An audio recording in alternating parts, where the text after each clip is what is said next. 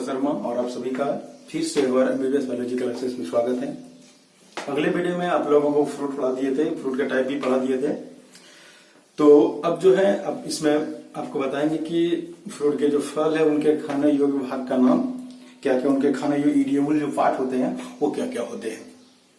तो इनमें सबसे पहले आपको समझना पड़ेगा कि कैसे कैसे उनके इडियबल पार्ट के कौन कौन से भाग खाया जाता है, उनको आपको पहले समझा देते हैं। तो सबसे पहले यहाँ पर आपको बता रहे हैं पेरिकार्प, इसको फलावरण कहते हैं हिंदी में, फलावरण। आप एक शब्द में बोल सकते हैं कि फल के आवरण को फलावरण कहते हैं। तो ये जो फलावरण है पेरिकार्प जो है, इनको समझने के लिए इसे 3 भाग में बांटा गया है। 3 भाग में बांटा गया है इनको। सबसे पहला का नाम है इपिकार्प। सबसे पहला का नाम है इपिकार्प। इपिकार्प इसी को बोलते हैं वायवीति। बीच वाले का नाम है मीजोकार्प। मीजोकार्प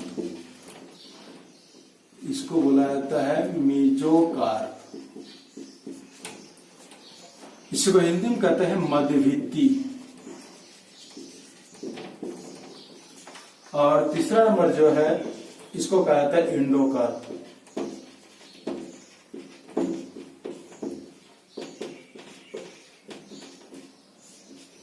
इंडोकार्प हिंदी में इसको अंतर्वित्ती कहते हैं। ये 3 पार्ट होते हैं। आपको बहुत अच्छे से आपको समझाने के लिए आपको एक चित्र के द्वारा आपको समझाते हैं। ये आम हो गया,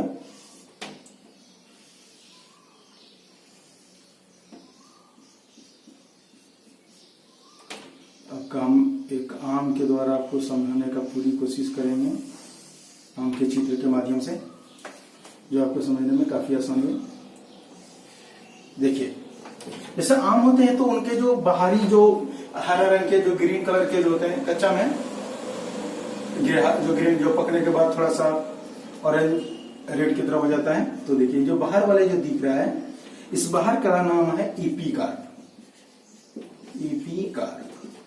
अब बीच में जो ये मांसल रचना जो होता है, गुदादार जो रचना होते हैं, उसको मीजोकार्प कहते हैं। मीजोकार्प कहते हैं। और अंदर जो गुठली के चारों ओर जो फिर एक काला संरचना जो चढ़ा हुआ रहता है, उसे कहा जाता है इंडोकार्प। ये 3 पार्ट है। तो आपको यहां पर आपको बताइए 3 पार्ट होता है। तो यहां पर आम जो होते हैं, आम का जो खाने योग्य भाग है वो मीजोकार्प है। वो क्या है? मीजोकार्प। आपको पहले भी बता चुके थे जब फ्रूट में आपको पढ़ाए थे कि ये है सत्यफल, क्योंकि इसका निर्माण अंडाशय से होती है। तो आपको बता दिए कि ये जो आम होते हैं वो आपको 3 लेयर बता दिए। अब इसी आधार पर आपको समझाया जाएगा। जैसे आपका खीरा हो गया, तो खीरा का जो छिलका होता है उनको नहीं खाया जाता है, लेकिन बहुत सारे आदमी होता है कि उनको खा जाते हैं, लेकिन उसको खाने का नहीं है, वो उसको हटा देना चाहिए, वो नहीं खाना चाहिए। तो उनका हम लोग मीजोकार्प और इंडोकार्प दोनों खा जाते हैं। इपिकार्प उनका नहीं खाते हैं। इसके बाद आप ले चलते हैं लौकी, जिसको बोलते हैं। लौकी में भी ऊपर वाला पार्ट जो होता है इपिकार्प, उसको हटा देते हैं, ये फिर ये दोनों उनको खा जाते हैं। आपको बता दें नारियल, ये बहुत ही यहाँ पर जो आपको बता रहे हैं कि नारियल जो होता है सबसे पहले जो ऊपर पेड़ रहते हैं तो उनको हम लोग नहीं खाते हैं। बीच वाला जो मांसल रहता है, जो रेशा जो निकलता है, उनको भी नहीं खाता है, नहीं खाते उनको। फिर अंदर में जो कड़ा जो लकड़ी की तरह होता है, उनको भी हम इंडोकार्प भी नहीं खाते हैं। और बीच के अंदर में जो वो जो व्हाइट कलर के होते हैं, उसका नाम कुछ और है, उसका नाम है इंडोस्पर्म। इंडोस्पर्म। इंडोस्पर्म। तो आपको पूछा जाएगा कि नारियल का खाने योग्य भाग का नाम क्या है, क्या बोलेंगे? इंडोस्पर्म। क्या है? बोले इंडोस्पर्म। यहां पर आप ध्यान दीजिएगा, नारियल हो गया, गेहूं हो गया, धान हो गया, इन सब का खाने योग्य भाग का नाम है इंडोस्पर्म, जिसको हिंदी में कहते हैं भ्रूणपोष। आपको इस नारियल के बारे में कुछ खास बात आपको बताना चाहते हैं इस डायग्राम को मिटाना पड़ेगा। आप लोग जो है स्क्रीनशॉट से आप इस डायग्राम को आप स्क्रीनशॉट मार लीजिए और फिर अपना कॉपी में आप लोग बनाइएगा। ये खासकर हम अपने स्टूडेंट को बोल रहे हैं। तो यहाँ पर जो है अब आप लोगों को कुछ बताना चाह रहे हैं कि जैसे कि नारियल है, तो नारियल जो है वो ये पार्ट बीच का है, ये व्हाइट कलर का हो गया, ये अंदर में इसमें लिक्विड रहता है, पानी की तरह का द्रव्य लिक्विड रहता है। बहुत सी आपको बता रहे हैं, जाहिर बात बता रहे हैं कि ज्यादातर स्टूडेंट इनको नहीं जानते हैं। आपको बता देते कि नारियल के अंदर जो ये पानी है, जो लिक्विड है, वो जो लिक्विड है वो लिक्विड का नाम क्या है। बहुत इंपॉर्टेंट चीज है कि नारियल के अंदर जो पानी होते हैं, वो जो पानी है वो है क्या, वो जो पानी है वो है क्या, और वो उस पानी का नाम क्या है, वो उसके अंदर वो जो पानी है उसका नाम क्या है। तो आपको बता देते हैं एक्चुअली में ये जो लिक्विड है वो उनको भ्रूणपोष कहा जाता है। भ्रूणपोष, उनको भी भ्रूणपोष कहता है, लेकिन उनका एक नाम है, उसका नाम है सिनसीटियम।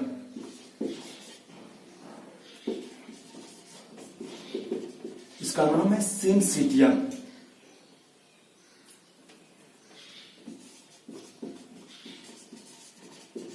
उसका नाम है सिनसीटियम।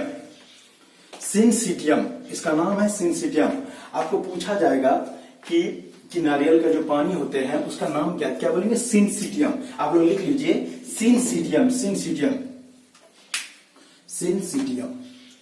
तो चलिए यहां पर अब इनको मिटा देते हैं। तो अब आप लोगों को यहां पर कुछ इंपॉर्टेंट जो जैप और बिहार बोर्ड में बहुत ज्यादातर इनको जो पूछा गया है, इनके खाने योग्य भाग जो बहुत इंपॉर्टेंट है वो हम आपको बोर्ड में लिखते ताकि आप स्क्रीनशॉट से मार सकते हैं। आपको बोल भी देंगे। तो ज्यादातर जो पूछा जाता है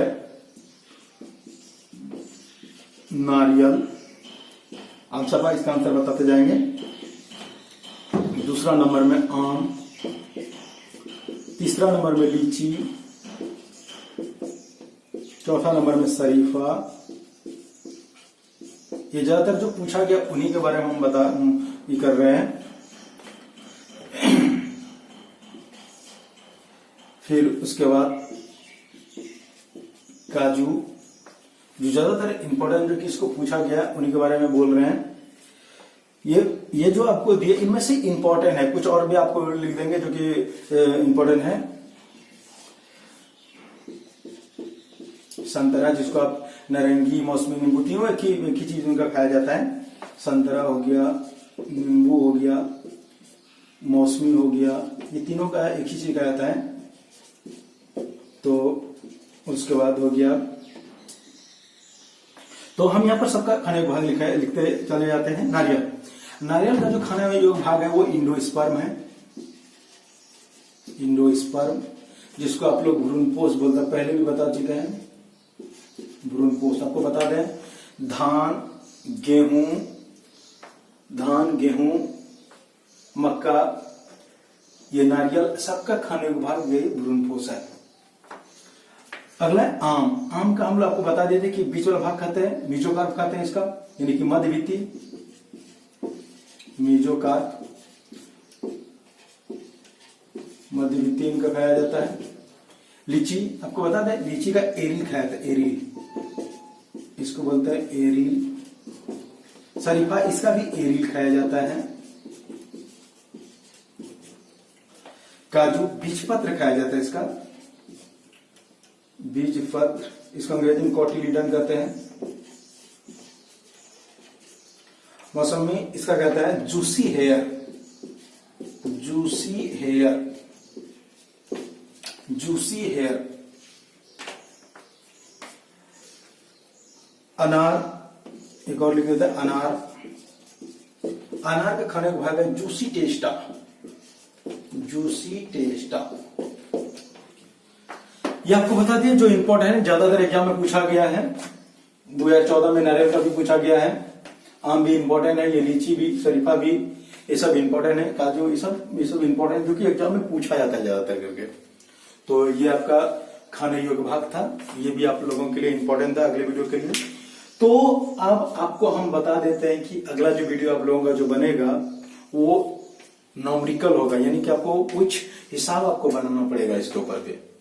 तो हम जो है आपको कुछ इसमें इस वीडियो में कुछ आप लोगों को क्रोमोसोम नंबर आपको याद करने के लिए देंगे, जो आपको याद कर लेना है, ताकि आपको अगले वीडियो में जो आपका जो हिसाब होगा, जो न्यूमेरिकल जो बनेंगे, उनमें आपको काफी आसानी होगा।